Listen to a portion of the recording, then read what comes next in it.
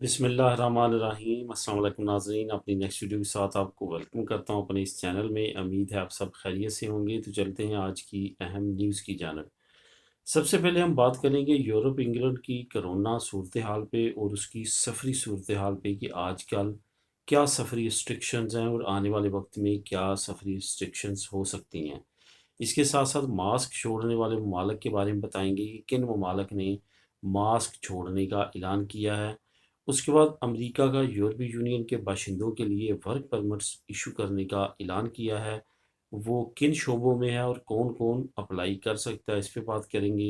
Spain nationality پہ اہم اداروں کا کافی اہم ایکشن ہوا ہے جس پہ تفصیلی بات کریں گے، اور آخر میں بات کریں گے دو اہم امدادوں کی، اور یہ دونوں امدادیں ایک کاروباری حضرات کے لیے اور ایک ماؤں کے لیے بہت اچھی امدادوں کا اعلان کیا گیا ہے، اس پہ بات کریں گے۔ تو سب سے پہلے تو یورپ اور انگلینڈ کی سفری صورتحال پہ اور کرونا صورتحال پہ بات کرتے ہیں۔ جہاں تک یورپ کا تعلق ہے، یورپ کے تمام ممالک نے تقریباً اب ریسٹرکشنز آپس میں ایک دوسرے ملک میں جانے پہ جو پابندیاں تھیں وہ ختم کر دی ہیں۔ جہاں تک بات تھی فن لینڈ کی، فن لینڈ نے آج سے ایک ہفتہ پہلے میں نے آپ لوگوں کے ساتھ نیوز شیئر کی تھی کہ فن لینڈ نے صرف مالٹا جو شہر ہے، جو ملک ہے، اس کو اجازت دی ہے کہ وہ فن لینڈ میں جا سکتے ہیں، لیکن اس کے علاوہ باقی تمام یورپی ممالک پہ پابندی لگا رکھی ہے۔ لیکن اب فن لینڈ نے تمام یورپی ممالک سے پابندی اٹھا لی ہے، تمام یورپی ممالک کے باشندے جو ہیں وہاں پہ جا سکتے ہیں اور رہ سکتے ہیں، وہاں پہ ٹائم گزار سکتے ہیں، ایز اے ٹورزم آپ وہاں پہ جا سکتے ہیں۔ اس کا مین مقصد ٹورسٹ لوگوں کو اٹریکٹ کرنا ہے، بندی ہٹانے کا، تاکہ وہاں پہ ٹورزم سٹارٹ ہو سکے۔ باقی تمام جو ممالک ہیں وہاں پہ حالات بتدریج کافی زیادہ بہتر ہیں۔ اب بات کرتے ہیں انگلینڈ کی۔ انگلینڈ کے جو حالات ہیں وہ دن بہ دن جو ہیں وہ خراب ہوتے جا رہے ہیں۔ اس کی یہ وجہ کہ پچھلے 24 گھنٹوں کے دوران 10,000 کے قریب نئے کیسز جو ہیں وہ نوٹ کیے گئے ہیں، جس کے بعد جو ڈیتھ ریشو ہے وہ بھی بڑھنے کا خطرہ ہے۔ لیکن یہاں تک آپ کو بتاتا چلوں کہ انگلینڈ میں جو انڈین وائرس جس کو ڈیلٹا ویریئنٹ وائرس بھی کہا جاتا ہے، وہ وائرس کافی تیزی کے ساتھ پھیلنے کے ساتھ ساتھ اس طرح سے جس طرح خوف و ہراس تھا کہ مواد کی ریشو بہت زیادہ بڑھ جائے گی، لیکن اتنی زیادہ افیکٹو نہیں ہو سکا۔ اس کی سب سے بڑی وجہ ویکسین ہی بتایا جا رہا ہے کہ ویکسین جو آلریڈی لگ چکی ہے لوگوں کو، ان میں قوت مدافعت اتنی پیدا ہو چکی ہے کہ ان کو اتنے زیادہ مسئلے مسائل کا سامنا نہیں کرنا پڑتا اس وائرس کے بعد بھی۔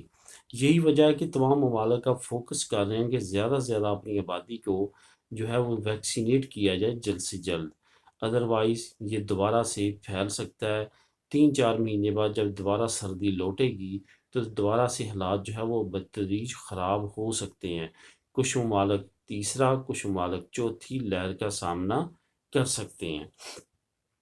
اب بات کرتے ہیں وہ ممالک جنہوں نے ماسک کی پابندی ختم کرنے کا اعلان کیا۔ یہاں پہ آپ کو بتاتا چلوں ماسک کی پابندی ابھی تک ختم کرنے کا اعلان صرف اور صرف آؤٹ ڈور کیا گیا، یعنی کہ آپ اگر کسی بلڈنگ سے باہر جاتے ہیں، کوئی پارک میں جاتے ہیں، کوئی روڈ میں جاتے ہیں، واک کرنے جاتے ہیں، تو وہاں پہ آپ پہ لازم نہیں ہوگا کہ آپ ماسک پہنیں، لیکن آپ کو بلڈنگز کے اندر، آفسز کے اندر، باقی تمام ہجوم والی جگہوں پہ ماسک لازمی پہننا ہوگا اور اس کی آپ پہ پابندی لازم ہے۔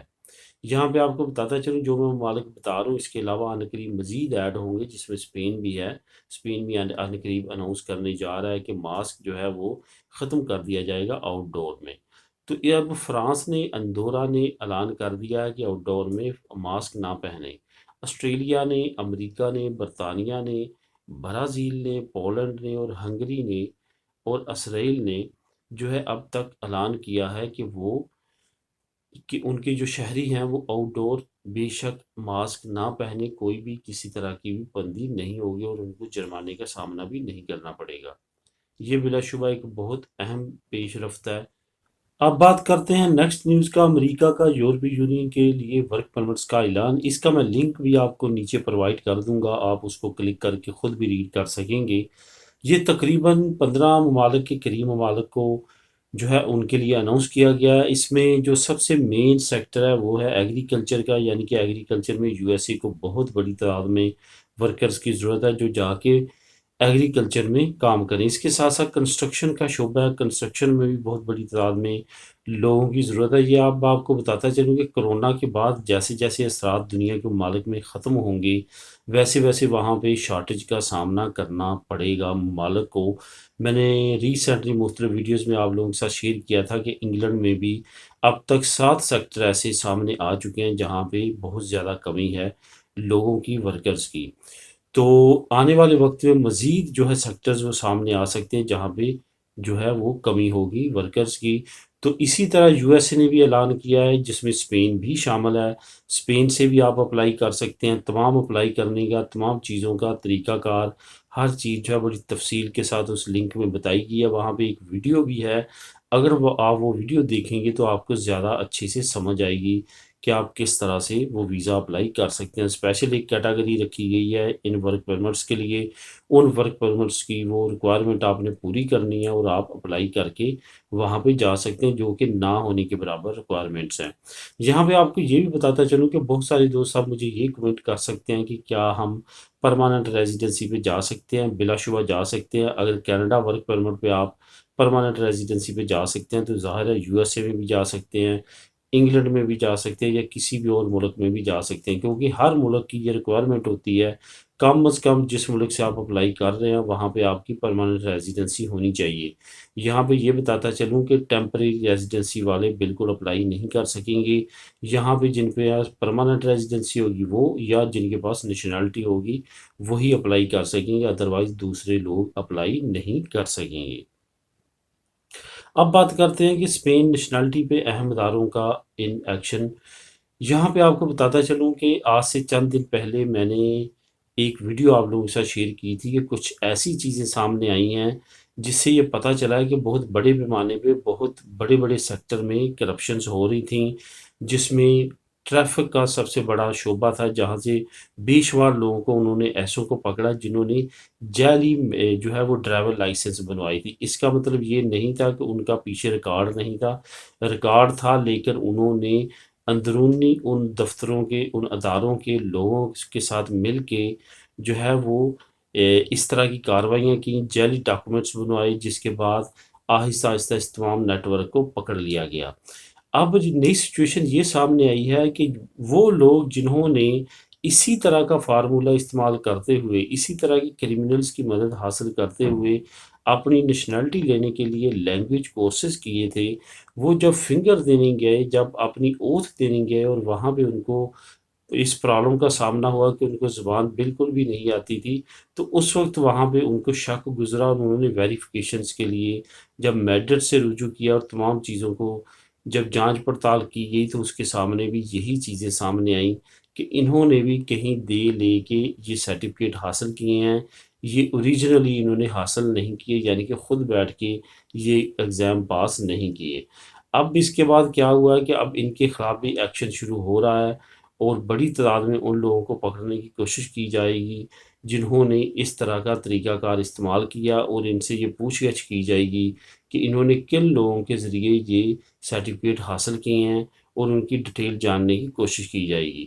یہاں پہ آپ کو یہ بتاتا چلوں کہ اس طرح کی کوئی بھی کارروائی سے پہلے آپ 1000 مرتبہ سوچا کریں، کیونکہ جب بھی آپ پکڑے جاتے ہیں بے شک آپ کو اس کام کو حاصل کیے 10 سال گزر چکے ہوں، لیکن لا کے مطابق وہ آپ نے غلط کیا ہوتا ہے، وہ آپ سے آپ کے ڈاکومنٹ چھین سکتے ہیں، آپ کو واپس زیرو پہ کر سکتے ہیں۔ اسی طرح کی کارروائیاں کافی لوگوں کے ساتھ ہو چکی ہیں کہ انہوں نے 6 سال 7 سال ہو چکے تھے ڈاکومنٹ لیے کام کرتے ہوئے، لیکن بعد میں جب گورنمنٹ نے کو پتہ چلا کہ انہوں نے کون سے طریقے سے لیا تو ان کو اپنے لیگل سٹیٹس سے ہاتھ دھونا پڑا۔ اس وجہ سے ایسی کوئی بھی کارروائی نہ کریں، اس سے بہتر ہے کہ آپ وہ چیز حاصل ہی نہ کریں جس کی بعد میں آپ کو پریشانی ہو سکتی ہے۔ اسی طرح کی سچویشن شادی والوں کے ساتھ اس وقت درپیش ہے۔